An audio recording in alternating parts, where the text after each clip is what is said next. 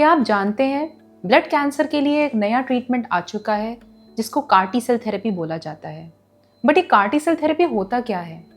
इसमें बेसिकली जो पेशेंट है उन्हीं के टी लिम्फोसाइट्स को बाहर निकालते हैं, उनको जेनेटिकली इंजीनियर करते हैं और इस तरह से बना देते हैं कि वो अपने ही पेशेंट के जो कैंसर सेल्स हैं उन पर अटैक कर सकें। पेशेंट को उसके बाद एक थोड़ी सी कीमोथेरेपी दी जाती है और ये genetically engineer T cells patient की बॉडी में वापस डाले जाते हैं और वो लंबे समय तक कैंसर सेल्स पे अटैक रखते हैं और कैंसर में एक्चुअली क्योर अचीव करवा देते हैं ना। उसका क्या बेनिफिट होता है और किस किस डिजीजेस में इसका यूज़ है और ये अप्रूव्ड है। तो सबसे पहले leukaemias, specially relapse refractory leukaemias.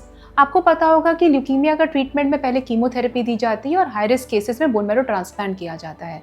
लेकिन अगर बोन मैरो ट्रांसप्लांट के बाद भी पेशेंट रिलैप्स कर गया तो उसके बाद क्या? कार-टी सेल थेरेपी आने से पहले ऐसे केसेस में कोई क्योर नहीं हुआ करता था, कोई डिजीज़, कोई इसका ट्रीटमेंट नहीं हुआ करता था। बट कार-टी सेल थेरेपी ने इसको रिवोल्यूशनाइज किया है। बीएमटी के बाद भी, रिलैप्स करने के बाद भी पेशेंट को एक उम्मीद रह सकती है। कार-टी सेल थेरेपी से 60 to 70% तक रिमिशन अचीव किया जा सकता है। इसका दूसरा इंडिकेशन क्या है? जैसे कि रिलैप्स रिफ्रैक्टरी लिम्फोमास।